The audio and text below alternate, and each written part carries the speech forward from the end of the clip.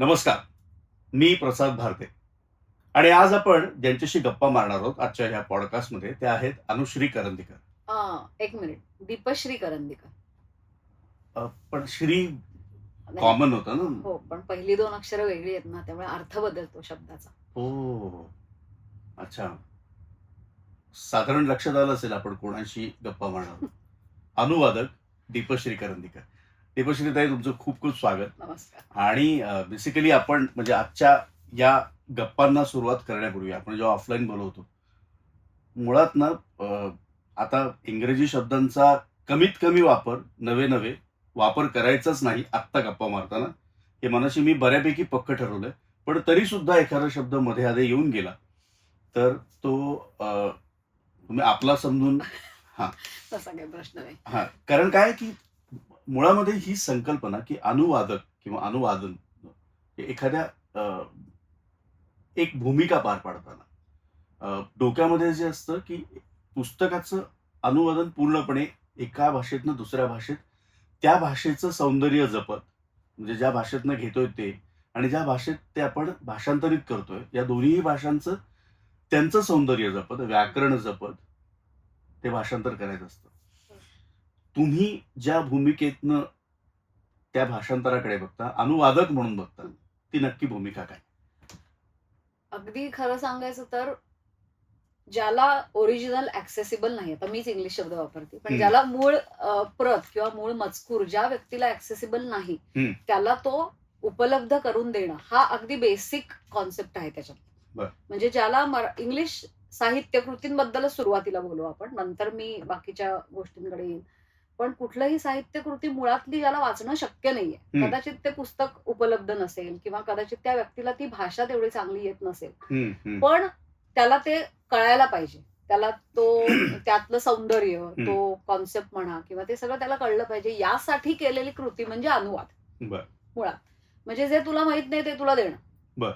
त्यामुळे इथे सौंदर्य जपणं हातभाग आहेच आहे, पण सगळ्यात महत्वाचं माझ्या मते कुठल्याही अनुवादकाचं भाषांतरकाराचं काम हे आहे की मी प्रामाणिकपणाने जे मुळात आहे ते मी प्रामाणिकपणाने दुसरीकडे पोहोचवतोय का, त्याला मी लॉयल्टी म्हणते. म्हणजे loyalty to the original, loyalty to the reader. त्यामुळे आपण कोणासाठी हा सगळा प्रपंच करतोय, हा मी माझ्यासाठी करत नाहीये, हे सगळ्यात महत्वाचं आहे. तेव्हा मी जे करते ते काम हे दुसऱ्या कोणाला तरी, हे तुला नाही बाबा जमत आहे ओरिजिनल बघायला तर तू हे बघ, म्हणून ही जी लॉयल्टी आहे ही सगळ्यात म्हणजे क्रक्स जो ट्रान्सलेशनच्या सगळ्याचा गाभा आहे, अनुवादाच्या कामाचा जो गाभा आहे तो ही लॉयल्टी, ही फिडेलिटी ज्याला म्हणतात, ती तिथे आहे. तेव्हा जे त्याला जमणार नाहीये ओरिजिनल बघायला त्याला ते नेऊन देणं, आणि म्हणून ते नेताना ते जास्तीत जास्त चांगल्या पद्धतीने, जास्तीत जास्त मुळातल्या मजकुराच्या जवळात जवळ जाईल या पद्धतीने त्याला ते कळावं, म्हणून ते निर्माण करणं नवीन पद्धतीने, हे झालं अनुवाद. माझ्यासाठी ही झाली अनुवादाची व्याख्या. आता हे साहित्यकृती असूच शकते जसं तुम्ही म्हणलात तसं, पण साहित्यकृती व्यतिरिक्तही अनेक अशा गोष्टी आहेत की ज्या भाषांतरित केल्या जातात पूर्वीपासून अजूनही होतात. तर हे मुळातली डेफिनेशन तुम्ही जी विचारली तर ती ही आहे डेफिनेशन, ही व्याख्या आहे अनुवादाची. पण मग मला आता त्याच्या पुढे जेव्हा अनुवादाची व्याख्या, अनुवादकाची भूमिका, या सगळ्या गोष्टींकडे आपण जेव्हा येतो तेव्हा तुम्ही एक खूप महत्वाचं वाक्य वापरलं की तो साधर्म किंवा जवळात जवळ जाणारा असा तो संदर्भ असेल तसं त्याचं भाषांतर व्हायला हवं. मग हे जे भाषांतर आहे, हे भाषांतर ऐतिहासिक लेखन जेव्हा केलं जातं आणि त्याच्यानंतर जे वादंग निर्माण होतात, आता थोडासा प्रश्न मी थोडासा पहिलाच जरा थोडासा कॉम्प्लिकेटेड आणि थोडासा तिरकस म्हणून हा प्रश्न विचारतोय की मला एखादा व्यक्ती एखादी भूमिका घेऊन त्या पुस्तकाकडे बघत असतो आणि त्याच्यानुसार त्याच्या मनातले विचार त्या भाषांतर करताना डोकावतात का, हा प्रश्न क्रमांक 1. आणि दुसरं म्हणजे की इंग्रजी भाषेतलं मराठीतलं भाषांतर, जसं मगाशी तुम्ही सांगितलं की XYZ कंपनी सोबत तुम्ही पेमेंट करा, जसं आपण मगाशी म्हणालो विथ हा जो शब्द आहे, त्याचा आणि याचा नेमका संदर्भ काय, किंवा ते इंग्रजीमधले जे मुळाक्षरं त्यांची जी ती आहेत हं. ती कमी असणं आणि आपल्याकडे खूप जास्त म्हणजे भरघोस मुळाक्षरं असणं, याचा तो सगळा डिफरन्स आहे का काय? ओके. आता पहिला प्रश्न तुमचा तर अ, मी जेव्हा अनुवाद करते, म्हणजे कुठलाही अनुवाद करता फॉर हम्म, एक्झाम्पल, तेव्हा लेखकांचे मी फिडेलिटी मगाशी म्हणली, म्हणजे सगळ्याचा बॉटम लाईन ती असणारच आहे हम्म, माझ्या हम्म, हम्म, सगळ्या हम्म, हम्म, बोलण्यामध्ये.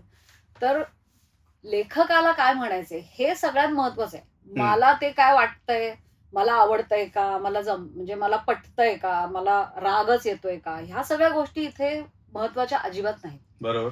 तेव्हा पुन्हा एकदा लेखकाने जे म्हणलंय तेच मी फक्त जसंच्या तसं, ज्याला आपण एक त्रयस्थ भावना म्हणतो, तटस्थपणे तसंच्या तसं मराठीमध्ये आणणं. मग त्याच्यात वादंग असतील तर ते वादंगही जेवढ्या प्रमाणात मुळात आहेत तेवढ्याच प्रमाणात ते माझ्या भाषांतरात यायला हवे. तिथे माझी भूमिका ही फक्त ट्रान्सफरची आहे. इथपासून तिथपर्यंत नेऊन हा, जायचं. म्हणजे हीच फक्त. आणि हा हा जो तटस्थपणा आहे तो भाषांतरकर्त्याला बाणवावा लागतो आम्ही. हम्म, म्हणजे मला हे आवडत नाहीये, तर ते आवडत नसेल तर तुमच्याकडे दोनच ऑप्शन आहेत. म्हणजे एक तर तुम्ही ते करू नका, हम्म, हा अगदी साधा सरळ ऑप्शन झाला, पुणेरी ऑप्शन झाला. हा, पण दुसरं आहे तर मग तुम्ही एका तटस्थ भूमिकेतून त्याच्याकडे बघा, की हे मला आवडत नसू दे, पण माझे पर्सनल बायसेस जे आहेत ते माझे स्वतःचे आहेत. वैयक्तिक माझे मतभेद हे असूच शकतात कुठल्याही हम्म, कलाकृतीकडे, साहित्यकृतीकडे बघण्याचे. पण माझं आत्ता काम काय आहे, की बा मराठी वाचकाला हे नेऊन द्यायचंय, तर मी ते नेऊन देणार. That's it. बर, हा झाला पहिला भाग. दुसरं जे आहे ते पुन्हा एकदा, म्हणजे कुठल्याही अनुवादकांनी शक्यतो असं मानू नये, की मी हे मराठीत आणतोय म्हणजे मी आयदर या किंवा या कुठल्या तरी भाषेसाठी फार मी काहीतरी भयंकर मोठं करतोय असं मानू नये. म्हणजे हम्म, ही गरज असते. ही गरज आहे कुठल्याही भाषेची, कुठल्याही भाषेतनं दुसरीकडचं साहित्यकृती आपल्याकडे यावी. हम्म, ही सगळ्याच भाषांची गरज आहे. बर, मग म्हणजे इंग्लिशमधनं मराठीत ट्रान्सलेट होतं म्हणून ते भारी, असं काही नसतं.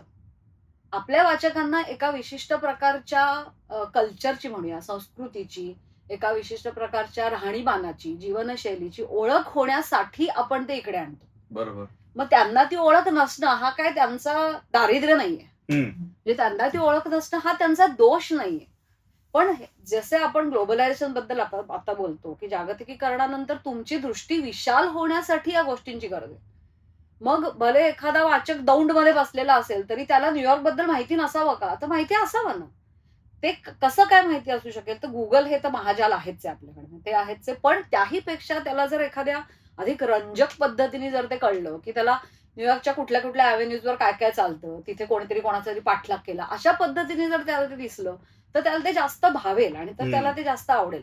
मग मुळात तुला हे माहितीच नाहीये मग म्हणून मी तुला देतोय, असा कुठलाही अभिनिवेश कुठल्याही अनुवादकांनी खरं तर आणू नये. बाळगू नये. हम्म, कुठल्याच भाषेतनं कुठल्याही भाषेकडे नेताना. कारण की तिथे एक गॅप असते, ती तुम्ही भरत असता. हम्म, ब्रिजचं काम करताय. एक्झॅक्टली. म्हणजे तुम्ही अगदी परफेक्ट शब्द वापरलात. म्हणजे पुलाचं काम जेव्हा तुम्ही करता तेव्हा मी मी भारी आहे म्हणून माझ्यामुळे हे लोक भेटतात असं नाही. मी नाही केलं तर दुसरं कोणतरी करणारच आहे. करणारच आहे, हो. कारण ती गरज आहे.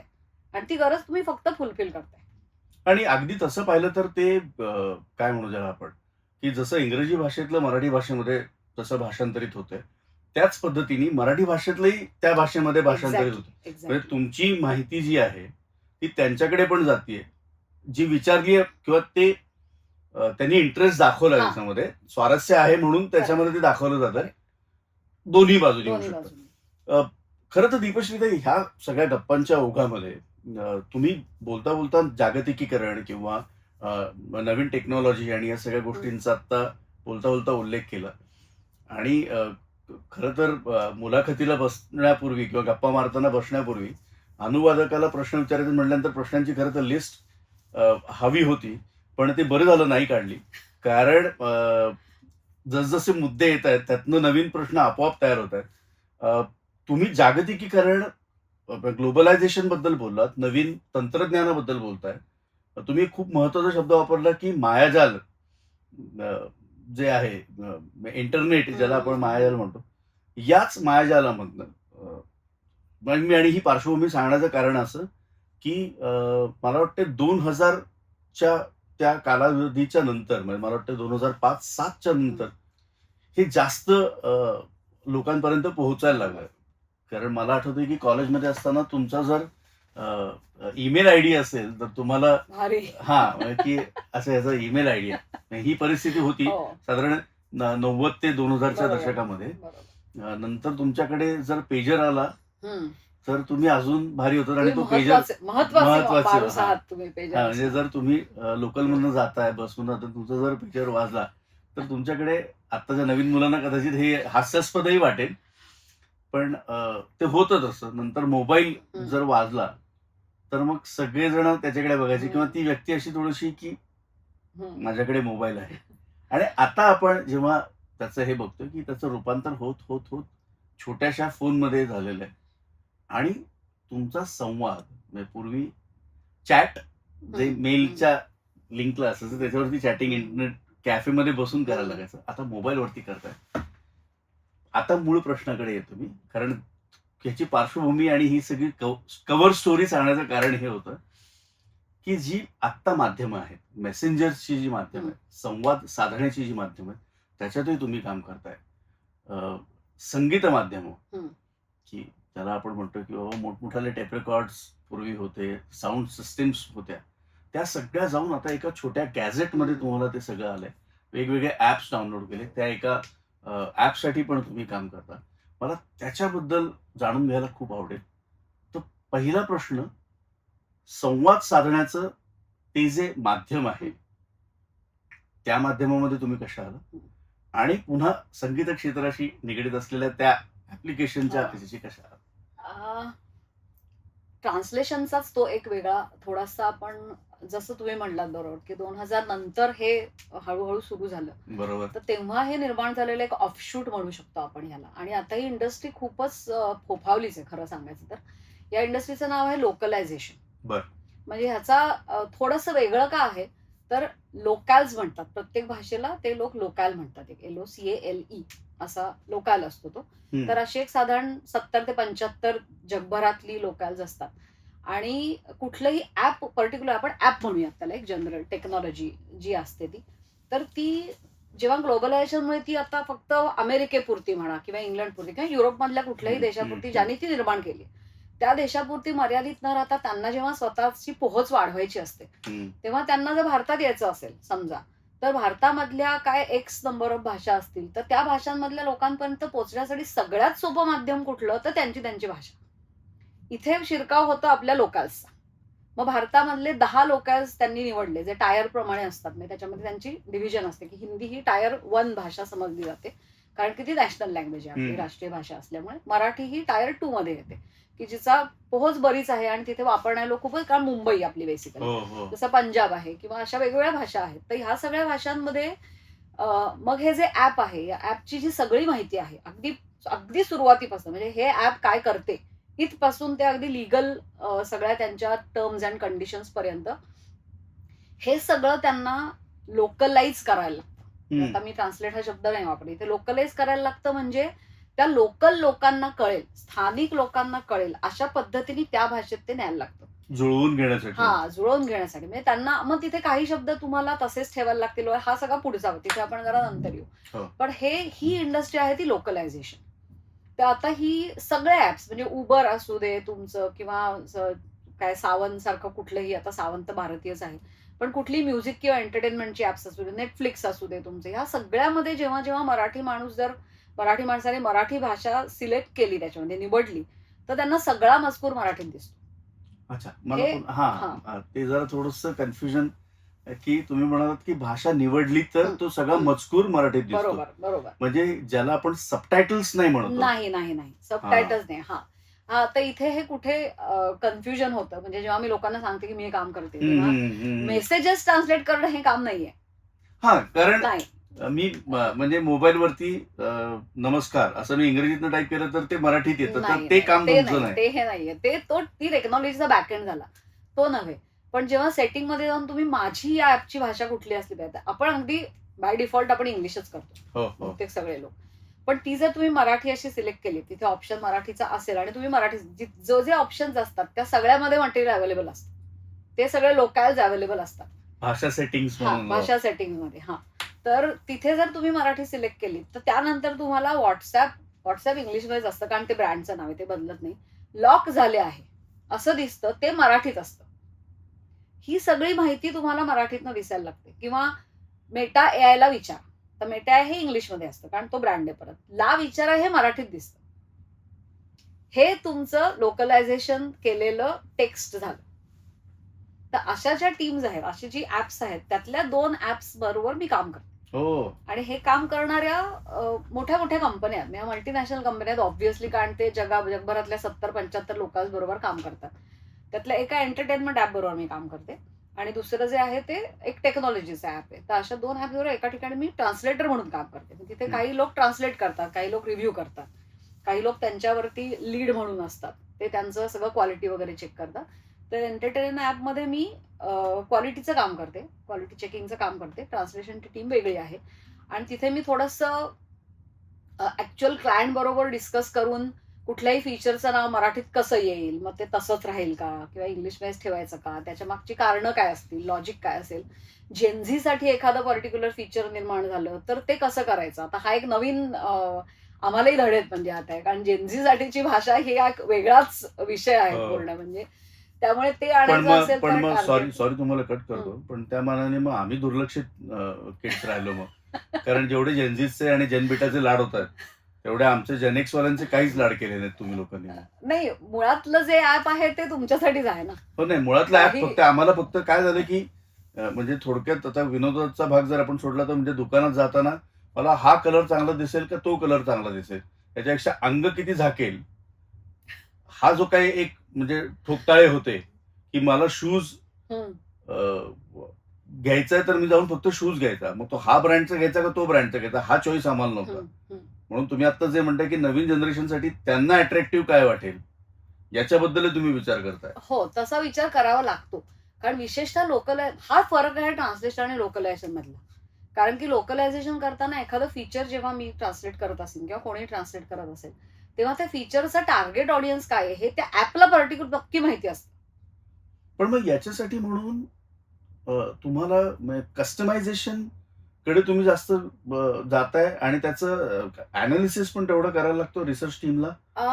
नाही, अनालिसिस असा नसतो फारसा करायचा. म्हणजे तुम्हाला ते डिस्क्रिप्शन देतात, तुम्हाला ते सांगितलेलं असतं की ह्याचं अर्थ हा आहे, ह्याची डेफिनेशन ही आहे, ह्याचा हे कुठं दिसणार आहे ऍपवरती, हे कुठं दिसेल, वर दिसेल, बॅनरला दिसेल का, किंवा प्लेलिस्ट उघडल्यावर दिसेल का, किंवा कुठल्याही ठिकाणी दिसेल का, हे तिथे सांगितलेलं असतं. मग तसा त्याचे स्क्रीनशॉट तुम्हाला पाठवलेले असतात, ते बघून तुम्हाला ठरवायला लागतं. मग स्क्रीनशॉट मध्ये काही वेळेला जागा लिमिटेड असते, मग तुम्हाला बघायला लागतं की कॅरेक्टर लिमिटेशन असतं. मग तेवढी कॅरेक्टर, आता मराठीमध्ये कॅरेक्टर्स वाढतात कारण आपली जोडाक्षरं हो असतात, हो. आपले इकारांत त्याच्यात ऍड होतात, ते ऍड होतं. मग ते तुम्हाला सांगतात की कॅरेक्टर लिमिटेशन ह्याची 10च आहे. मग ते 10 मध्ये बसवणं हे एक कौशल्य असतं. त्यामुळे ह्याच्यामध्ये एक ट्रान्सक्रिएशन म्हणून अजून एक प्रकार असतो. मला एखादं उदाहरण सांगाल फक्त एखाद्या शब्दाचं. पण आता व्हॉट्सअपचं तुम्ही जसं म्हणालात की व्हॉट्सअपचं सेटिंग असे शब्दांचं मर्यादा, व्हॉट्सअपचं ब्रँड नेम आहे. हा, व्हॉट्सअप हे ब्रँड नेमच असतं. म्हणजे आता सेटिंग ऍडजस्ट करा, हा समजा आपण एक स्ट्रिंग घेतला उदाहरणार्थ, व्हॉट्सअप सेटिंग ऍडजस्ट, किंवा कुठल्याही ह्याचं सेटिंग ऍडजस्ट करा, तर सेटिंग ऍडजस्ट ही कॅरेक्टर्स खूप जास्त आहेत आणि आपली जागा लिमिटेड असेल तर तिथे मग तुम्हाला सांगायला लागतं की ऍडजस्ट करा, मी सोडून देते, मी बदला म्हणते, अर्थ तोच राहतोय, मी फक्त फिडेलिटी तिथे थोडी सोडतीये. कारण ऍडजस्ट करायला कदाचित मी ग्लॉसरी बद्दल बोलणार होते मगाशी, की ग्लॉसरीमध्ये कदाचित ऍडजस्ट करायला ऍडजस्ट कराच म्हणलं असेल, पण इथे मला त्या कॅरेक्टर लिमिटेशन मध्ये कदाचित मी ऍडजस्ट करा चेंज करून बदला म्हणते, किंवा सेटिंग्स बदला, रिनेम हे फीचर आहे फॉर एक्झाम्पल. तर रिनेमला आपल्याला मराठीमध्ये रिनेमला तसं काही नाहीये डायरेक्टली, त्याला रिनेमला तुम्हाला नामांतरित नाव बदला, पण आता इथे परत थोडासा रिडेबिलिटीचा इश्यू येतो. म्हणजे विशेषतः जेव्हा तुम्ही टेक्निकल ऍपवरती काम करता तेव्हा फक्त काय म्हणत आपण लिटरली जाऊन चालत नाही. मग नामांतर हे आहे, म्हणजे आपल्याकडं कॉमनली वापरला जात नाही का शब्द, तर जातो, लोकांना कळणार नाही का, तर कळेल, पण तुम्ही तो वापरता का रेग्युलरली, हा प्रश्न आहे. मग थोडक्यात स्वैर भाषांतर करणं हे सुद्धा, किंवा कलोक्युअल ज्याला आपण म्हणतो, कलोक्युअल, येस, की जे लोकांना आपलंसं वाटेल. अगदी अगदी तसं. मग तिथे नाव बदला हे मला जास्त सुटेबल आहे, कारण लोकांना ते पटकन कळलं पाहिजे. मी जर अशी क्लिष्ट भाषांतर त्या इंटरफेसवर टाकत गेले तर मोस्ट प्रॉब्ली लोक पुढच्या सेटिंगची भाषा बदलून इंग्लिश करतील आणि ते आपल्याला नकोय. नकोय. म्हणजे पूर्ण ह्या लोकलायझेशनचा उद्देश हाही आहे की मुळातल्या भाषाही जपल्या जातात ह्याच्यात. म्हणजे मला ही इंडस्ट्री का आवडते ऑनेस्टली स्पीकिंग, की ह्याच्यामध्ये मूळ भाषा जपायचा प्रयत्न केला जातो. असं नाहीये की माझा ऍप तुला वापरायचा आहे ना मग तू इंग्लिशमध्येच बघ, असं नाहीये. त्यांचा उद्देश हा आहे की मी ठीक आहे, कमर्शियल उद्देश तर असतोच, कारण तुम्ही शेवटी ते काढले प्रॉडक्ट म्हणल्यावर तुम्ही ते व्यवसाय विकणार, आहे. तुम्ही विकणार आहात.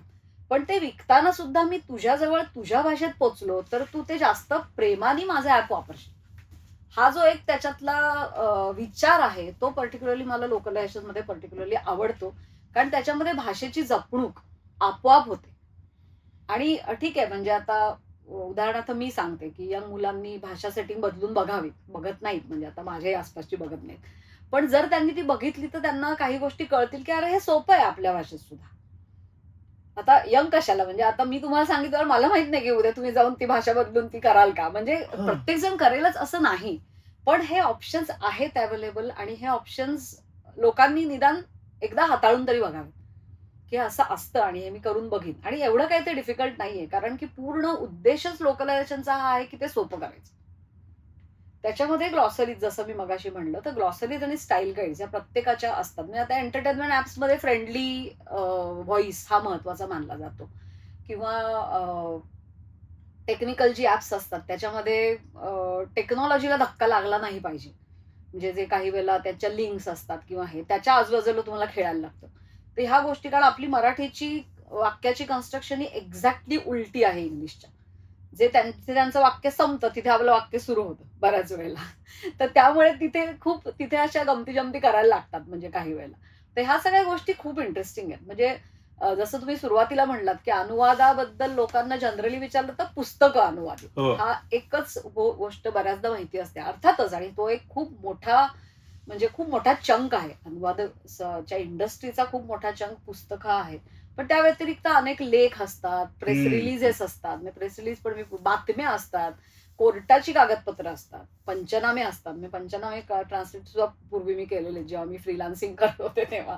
अशा खूप गोष्टी असतात की तिथे मग तुम्हाला त्या ऑडियन्स प्रमाणे जावं लागतं. म्हणजे पुन्हा एकदा जे फिडेलिटी मी मगाशी म्हणलं, लॉयल्टी तुमची कोणाशी असली पाहिजे, तुम्ही कोणासाठी करते, रेसिपिएंट कोण आहे, ऑडियन्स कोण आहे. ऍड बद्दल ऍप्स बद्दल जे मी मगाशी म्हणलं की जेन्झीसाठी करताना मला तशी भाषा त्या प्लेलिस्टच्या नावाला वापरावी लागेल. म्हणजे त्यांनी जर एक मागे टक्सिडोला, आपण टक्सिडो नाही आपल्याकडे वापरत, तर आपल्याकडे शेरवानी वापरतात.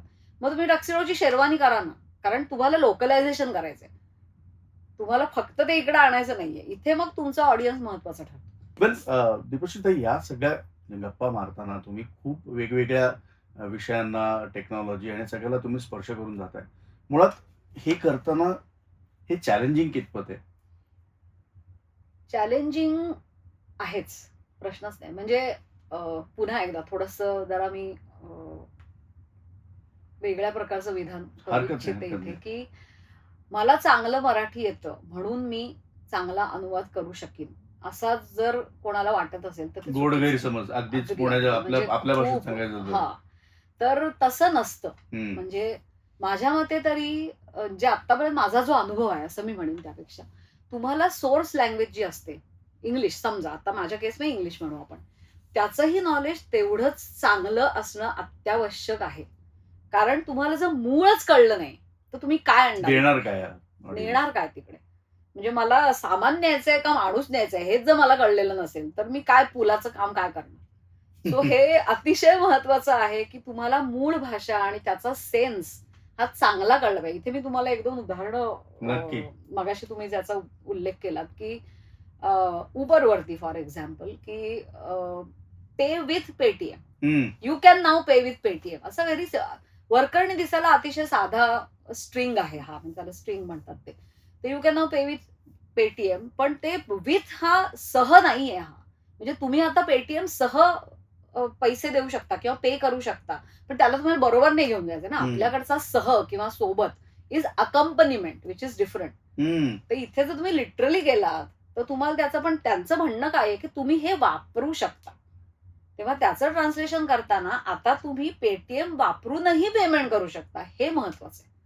अच्छा, मग थोडक्यात तो जो त्याचा टेक्निकल त्याला जो टर्म आहे की तो गेटवे, पेमेंटचा गेटवे आहे, की तुम्ही याच्या माध्यमातूनही पेमेंट करू हा. शकता. तर तो आपल्याकडे आपण सह आणि माध्यम हा जो फरक आहे हा फरक आहे. इंग्रजीमध्ये तो विथला नाहीये. नाहीये. हम्म, मग हे तुम्हाला जर मूळ स्ट्रिंगचा अर्थ कळला तरच कळणार आहे.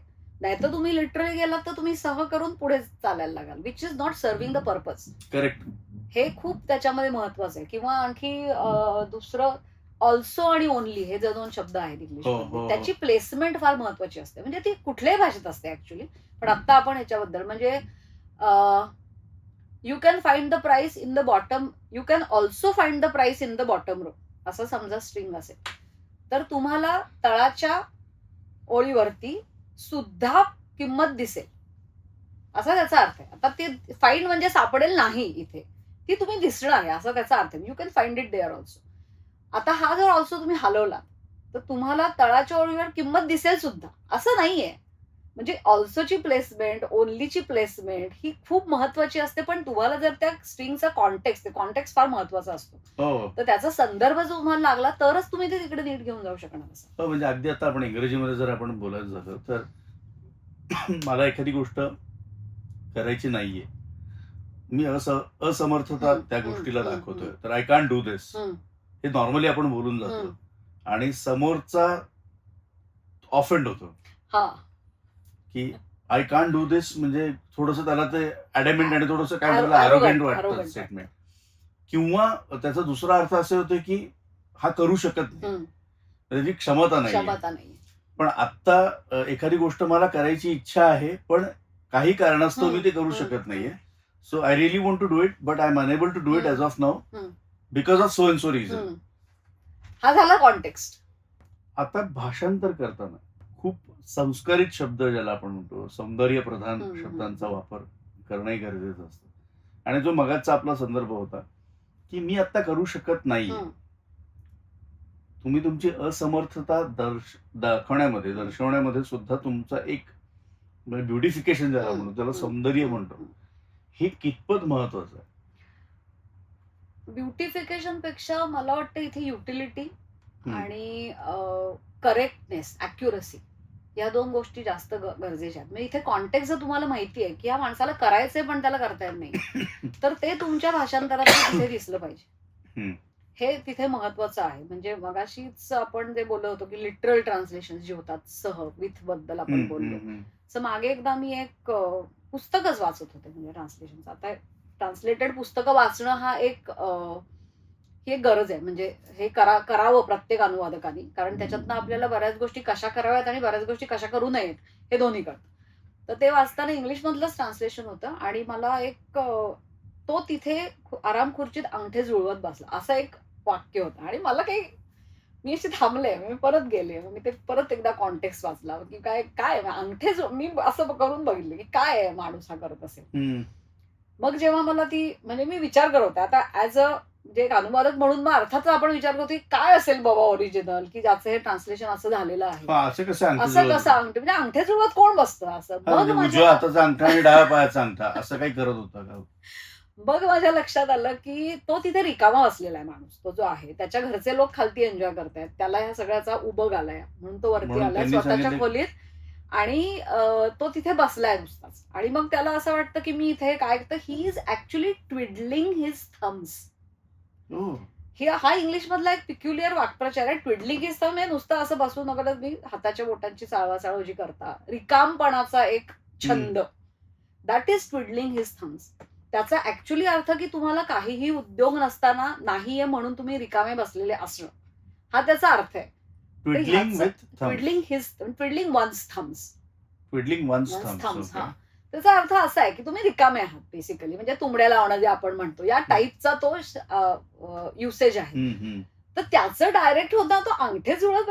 आणि ह्याला मला खूप विचार करायला लागला आणि मग मला वाटलं की हा मग वाचताना वाचून जाईल माणूस कुठलाही. आता हे मी त्या एक काय म्हणत आपण त्याच्यातली मी आहे किंवा त्या फील्ड मधली आहे म्हणून मी हा एवढा विचार केला, पण हे बरोबर नाही झालं असं मला वाटलं. किंवा वाचणाऱ्याला असं वाटलं की अंगठे जुळवत काय बुवा बसला असेल हा माणूस, कोण असं अंगठे जुळव. आणि तुम्ही म्हणलं तसं हे पुढचा एक प्रश्न की हाताच्या अंगठ्याला पायाचे अंगठे जुळवत होता का, की का असं करत होता. म्हणजे कारण असं की हे असे म्हणजे इथे तुम्ही मग हे तुम्ही करू नये, हे लिटरल ट्रान्सलेशन झालं. म्हणून मी म्हणते की तुम्हाला सोर्स लँग्वेज ही तेवढीच यायला पाहिजे. आणि जर तुम्हाला येत नसेल किंवा समजा आता हा एखादा वाक्प्रचार समजा खूप पिक्युलियर असेल, एखादा अगदी विशिष्ट असेल, तर तुम्ही तेवढे कष्ट घेतले पाहिजेत. जर तुम्ही मगाशी म्हटलात की किती कठीण असतं, तर कष्ट घेऊन त्याचा अर्थ शोधून काढणं हो. ही तुमची इन्व्हेस्टमेंट असली पाहिजे. एक टेक्निकलच मध्ये मी एक सॅम्पल करून पाठवलं होतं एका ठिकाणी. नेटिव्ह फॉर्मॅट, आता तुम्हाला कदाचित माहित असेल, ह्या टेक्निशियन लोकांना हे माहिती असतं की नेटिव्ह फॉर्मॅट असा शब्द होता. आता नेटिव्ह म्हणजे स्थानिक, सरळ साधं सिंपल आहे, याच्यात काय डिफिकल्ट आहे. तर पण त्याचा अर्थ तो नाहीये. त्याचा अर्थ मी ते जरा शोधून काढलं की मला टेक्निकल आहे, जरा बघूयात काय आहे. कुठल्याही इन्स्ट्रुमेंटला वापरण्यासाठी त्याच्यात जो विशिष्ट फॉर्मॅट त्याच्यासाठी असतो, तो असतो नेटिव्ह फॉर्मॅट. म्हणजे आता मला हे खूप जास्त टेक्निकली सांगता येणार नाही, नाही मला तुम्हाला, पण लक्षात येते की त्याला आपलासा वाटणारा. हां, exactly. That is native format. त्याचं जर मी ट्रान्सलेशन स्थानिक फॉर्मॅट केलं, तर ते कळणार आहे का कोणाला? पण अशा वेळेला मग मला हा म्हणजे translation is all about decision making असं मी नेहमी म्हणते. इथे माझं डिसिजन मेकिंग काय आहे, की मी नेटिव्ह हा शब्द नेटिव्हच ठेवेन. कारण जो टेक्नॉलॉजी मधला माणूस आहे, ज्याला ही टर्म माहिती आहे, त्याला नेटिव्ह फॉर्मॅट हीच टर्म कळणार आहे. उलट मी त्याला जर स्थानिक फॉर्मॅट दिलं, तर तो कन्फ्युज होणार आहे. मग इथे परत रीडरशिप महत्वाची, की कोणासाठी मी करते. नेटिव्ह फॉर्मॅट हा काय मी 4 सर्वसामान्य लोकांसाठी घेऊन जाणारी टर्म नाहीये. ती त्या क्षेत्रातल्याच माणसासाठी मी नेते. नाही, म्हणजे मला तुमच्याशी गप्पा मारणं हा माझा स्थायी भाव आहे. त्याला आपण जर म्हटलं हां. तर माझं हे नेटिव्ह नेचर आहे. हां, एक्झॅक्टली. पण ह्याला आपण तसंच्या तसं मग ट्रान्सलेट करून चालत नाही. म्हणजे again I will come to that statement I made just now, की it is all about decision making. Hmm. Continuously तुम्हाला डिसिजन मेकिंग करायला लागतं. आता जिथे ग्लॉसरीज वगैरे असतात, तिथे काही प्रमाणात डिसिजन मेकिंग तुमचं करून ठेवलेलं असतं लोकांनी. मग अगेन आधी आपण म्हणलो असं मला ते पटते का नाही हा मुद्दा गैरलागू असतो. कारण की मी तिथे नंतर जाऊन काम करते. आधीच्या लोकांनी करून ठेवलेली ग्लॉसरी. मग त्याच्यात अनेकदा असं होतं, की पुढे गेल्यानंतर असं कळतं, की नाही बाबा ही टर्म बरोबर नाहीये. म्हणजे आता हे ॲप्सच्या बाबतीत मी सांगू शकते. मग तिथे आमच्याकडे ग्लॉसरी अपडेट्स म्हणून हे भले मोठे प्रोजेक्ट्स असतात. बर. म्हणजे किंवा ही टर्म चुकीचीच सुरुवातीपासून आपण देतोय करतो. लोकांना, लोकलमध्ये कुठल्याही. तर मग ते म्हणतात चला आता सगळी ग्लॉसरीज अपडेट करा. मग गेल्या 2, 5, 6 जे काही वर्षांमधले ते जिथे-जिथे वापरले गेले ते टर्म ती सगळे अपडेट करायला लागतात स्ट्रिंग्स तुम्हाला. खूप मोठा कार्यक्रम असतो. म्हणजे ह्या आपल्या लोकलायझेशनची इंडस्ट्री ही आपण विचार करण्याच्या पेक्षाही फार मोठी आहे. पलीकडे it's a huge industry. It's a huge industry. जसं मी म्हटलं ते मुळात 73-75 लोकल्स. पण त्याही पलीकडे फक्त मराठी जरी तुम्ही बघितलं ना, तरी इतका क्वांटम आहे कामाचा आणि चांगल्या लोकांना जे चांगल्या पद्धतीच्या डिसिजन्स घेऊ शकतात, ज्यांना थोडीशी मेहनत घ्यायची इच्छा आहे, जे लिटरलच्या पलीकडे जाऊन विचार करू शकतात आणि असे डिसिजन घेऊ, त्या लोकांना लोकलायझेशनमध्ये खूप चांगली संधी आहे. Apart from just books translation of course, म्हणजे लिटररी ट्रान्सलेशन हा एक वेगळा तुम्हाला तो एक aspect आहे. सृजनात्मक आनंद देणारा भाग आहे. तो वेगळा आहे. पण तुम्हाला सुहृदापर्यंत पोहोचायचं असेल तर तुम्हाला जर लोकांनी वापरायला हवं असेल काय, तर तुम्हाला ह्या ऑपरेशनल गोष्टींमध्ये किंवा उपयोजित ज्याला आपण जास्त म्हणतो, त्या गोष्टींमध्ये तुम्हाला काम करायला भरपूर सध्या स्कोप आहे. आणि खरं सांगायचं तर चांगल्या लोकांची वानवा आहे. मी आता जे बघतेय ज्या पद्धतीचे लोक येत आहेत समोर, की नाही मिळत आहेत लोक, मॅडम प्लीज कोणतरी बघा, पण नाही मिळत आहेत लोक. तर चांगल्या लोकांची खरंच गरज आहे. आणि तिथे अगेन ऍज आय सेड, की एक उरकलं, करून टाकलं हा ऍटिट्यूड उपयोगी नाही पडत. तिथे चांगलं काम अवेलेबल आहे, तिथे चांगली धनप्राप्ती अवेलेबल आहे. पण हे लोकांना माहिती नाहीये. पण हा एक चांगला हे म्हणजे मी आता खूप लेट सुरुवात केली. लोकलायझेशन मी खूप लेट आले. मी गेल्या 3-3.5 वर्षापासून मी लोकलायझेशनमध्ये काम करते. पण तिथे अनेक वर्ष काम करत असणारे लोक आहेत. आणि चांगलं it's a good source of income and it gives you good satisfaction. फ्रीलान्सर्ससाठी खूप चांगली इंडस्ट्री आहे लोकलायझेशन. सध्या लोकांनी म्हणजे प्रयत्न करायला खरंच काही हरकत नाही वा. कुठे. पण नवीन संधी सुद्धा याच्यातनं खूप निर्माण होण्याची शक्यता आहे आणि त्या निर्माण होतात सुद्धा. येस. आणि याच्यातनं तुम्हाला वाचायला मिळतं, दुसरं साहित्य पण हो. वाचायला भरपूर मिळते असं म्हणायला हरकत नाही. मिळतं वाचायला आता. पण हे टेक्नॉलॉजी रिलेटेड आहे. म्हणजे थोडंसं तुम्ही म्हणलात तसं, की मेहनत त्याच्यामध्ये आहे अंतर्भूत. आणि त्याला टर्मिनॉलॉजी आपण जी वापरतो ती लोकलायझेशन. येस. आणि याचे काय म्हणतात त्याला, याचे जॉब्स आणि हे सगळं जे आहे किंवा फ्रीलान्सिंग वगैरे जे आहे ते कुठे आणि कसं. लिंक्डइनवर अशा प्रकारच्या तुम्ही लोकलायझेशनच्या कंपनीत जर शोधल्यात, तर तुम्हाला अशा मिळू शकतात, की ज्या ह्याच्यात काम करतात. आणि तिथे तुम्ही जर ऍक्टिव्ह असाल लिंक्डइन सारख्या एखाद्या प्रोफेशनल Platform. पोर्टलवरती, तर ते तुम्हाला येत जातील. दिसत जातील संधी वेगवेगळ्या, त्या तिथे तुम्ही अप्लाय करू शकता. आणि त्यांच्या टेस्ट वगैरे असतात, ते टेस्ट घेऊनच नंतर तुम्ही थ्रू होता. पण चांगलं म्हणजे इतकंही सहज सोपं नाही. नाही नाही. दीपश्रीताई, या सगळ्या ग्लोबलायझेशनमध्ये, या सगळ्या तंत्रज्ञानाच्या बदलामध्ये आर्टिफिशियल इंटेलिजन्स हा एक नवीन प्रकार आता आलेला आहे.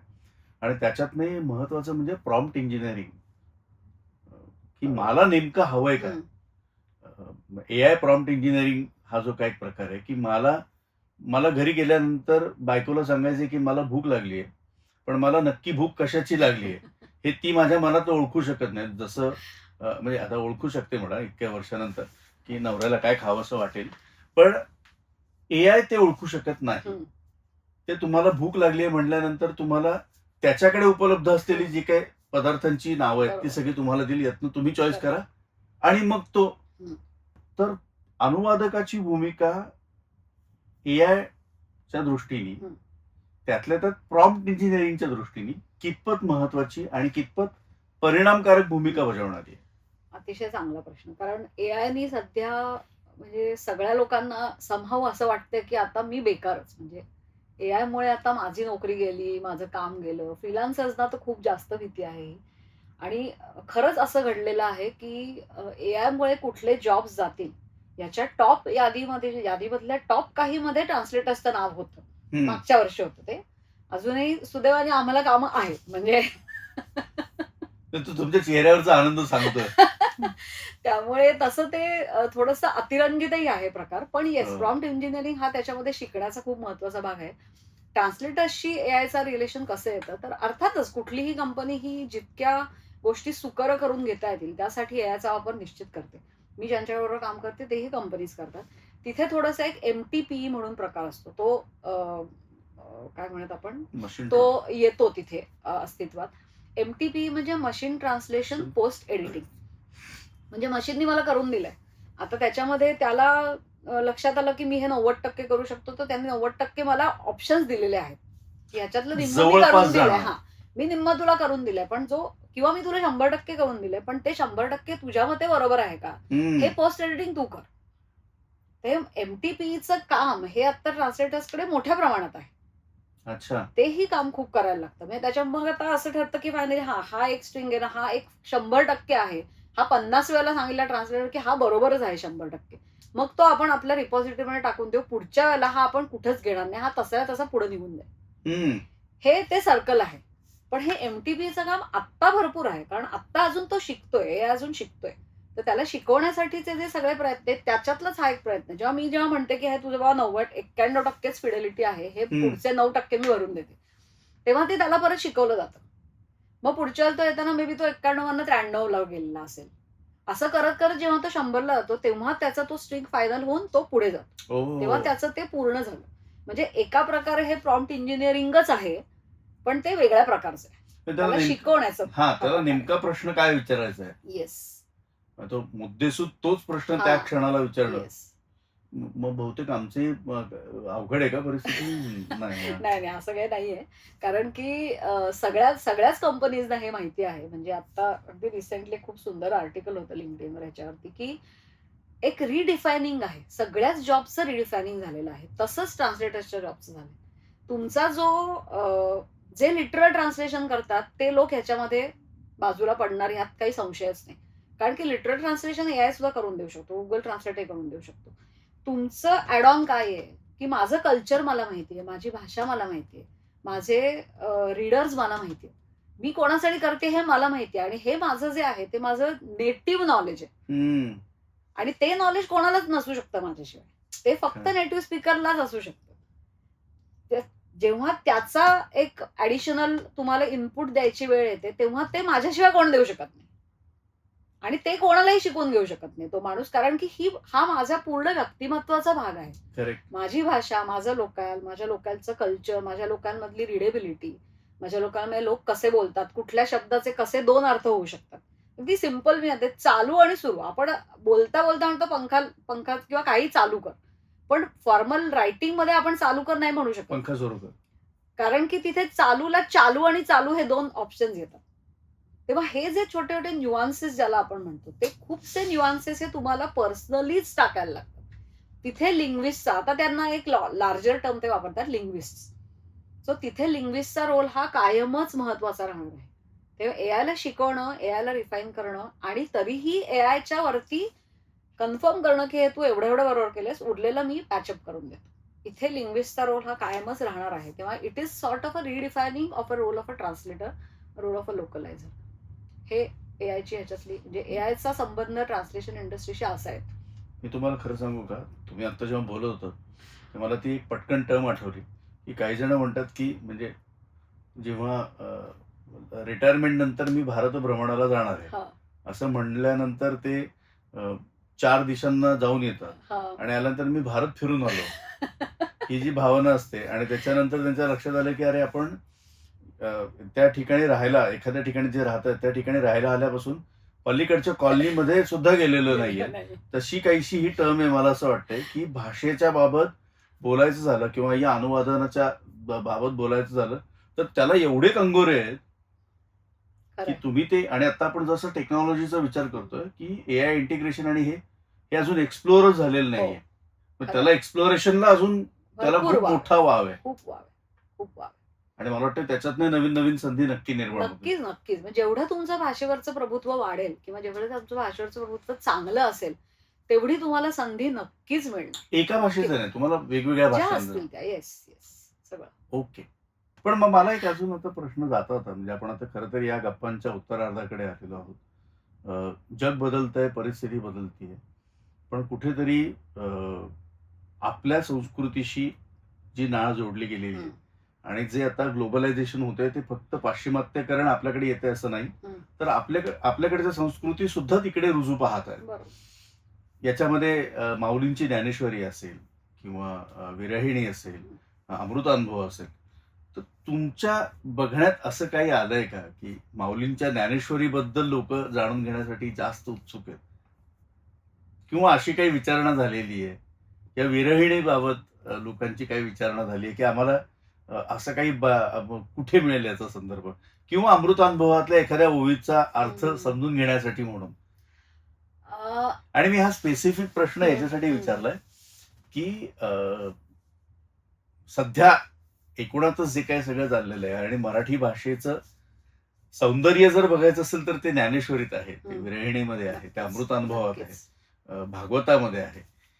आणि हे सौंदर्य त्या लोकांपर्यंतही पोहोचावं, जो आपण संदर्भ सुरुवातीला घेतला की पुलाचं काम आपण करतो, तो पूल बांधतोय, तर अशी काही. हे थोडस ना लिटररी ट्रान्सलेशनच्या डोमेन मधलं आहे खरं सांगायचं तर. म्हणजे मी ज्या प्रकारचं काम आतापर्यंत करत आली आहे, म्हणजे माझी खूपच इच्छा आहे की लिटररीकडे आपण वळावं, पण त्याच्यामध्ये खूप इफ्स अँड बट्स असतात. म्हणजे तर त्यामध्ये आत्ता मी अजून ती करत नाहीये ते काम, पण तिथे ह्या विचारणा होत असतील. आणि पण दुर्दैवाने ना अगेन थोडस जरा पण तिथे कमर्शियल अँगल खूप जास्त प्रभावी आहे. आणि त्यामुळे असं वन ऑन वन होत असतील या गोष्टी. म्हणजे वन ऑन वन मला जर कोणी विचारलं डायरेक्टली की दीपश्री एवढ्या ह्याचं तुम्हाला सांगशील का, तर मी ते आनंदानेच करीन. आणि तिथे मग कुठलाही कमर्शियल अँगल असू शकत नाही. मी ते बोलीन, त्याच्यावर सांगीन, लिहून दाखवीन किंवा काय जे असेल ते. पण अशा प्रकारच्या गोष्टी या बऱ्याचदा कमर्शियल व्ह्यूनी बघितल्या जातात. त्यामुळे ते कितीही इच्छा असली, त्याला टार्गेट किती आहे हा पहिला प्रश्न असतो की कोण ऐकणार आहे, कोण बघणार आहे. आता एक व्यक्ती मला विचारलं, मी तेवढ्यापुरतं शंका समाधान केलं, विषय संपला. पण मला जर त्याला काही फॉर्मल स्वरूप द्यायचं असेल, मला जर त्याच्यासाठी काहीतरी एखादं त्याचं असं पॉडकास्ट सारखं काही करायचं असेल किंवा मला त्याची एक सिरीज करायची असेल, तर त्याला कोणी टेकर्स आहेत का हा पहिला प्रश्न आहे. ते तेवढ्या संख्येने ते टेकर्स असणं, ते टेकर्स आपल्यापर्यंत पोहोचणं आणि मग आपण त्याच्यातनं काहीतरी निर्माण करणं, हा खूप मोठा प्रवास आहे. आणि हा प्रवास प्रत्येक वेळेला कमर्शियली व्हायबल आहेच असं नाही होणार. त्यामुळे इच्छा खूप असली तरी ते नाही जमत, प्रत्येक वेळेला नाही जमत. म्हणजे ते वन ऑन वन होऊ शकतं, पण त्याचं एक त्याला फॉर्मल स्वरूप, औपचारिक असं स्वरूप देणं कठीण आहे. होत असतील असे प्रयत्न. जे लोक साहित्य क्षेत्रात अनुवादकाचं अनेक वर्ष आणि उत्कृष्ट काम करतात त्या लोकांकडे ह्या अशा प्रकारच्या विचारणा होत असतील, आय गेस. पण तुमच्यापर्यंत अजून झाली. पण मग मला वाटते की याच नोटवरती आपण हा एपिसोड आपण पूर्णविरामात नाही तर आपण स्वल्पविरामात सोडूया. आणि ती लवकरात लवकर तुमच्याकडे संधी ती पण सुद्धा ती लवकरात लवकर तुमच्याकडे येऊ. आणि मुळात अनुवादक तुम्ही त्याची व्याख्या जी आहे ती इतकी व्याप्त आहे आणि फक्त व्याख्येपर्यंत पोहोचलोय. सौंदर्याकडे आपल्याला नक्कीच पुढे जायचंय. दीपश्री ताई, खूप छान वाटलं गप्पा मारून. येस आणि नक्की पुन्हा आपण भेटण्याचा प्रयत्न करूया. येस आणि या क्षेत्राबद्दल जाणून घ्यायला खूप मजा आली. आत्ता फक्त सुरुवात झाली. पुढच्या काही एपिसोड्समध्ये जसजसं तुमच्या वेळेनुसार जसं जमेल तसं नक्की आपण याचा उलगडा करूया. तोपर्यंत धन्यवाद. Thank you so much.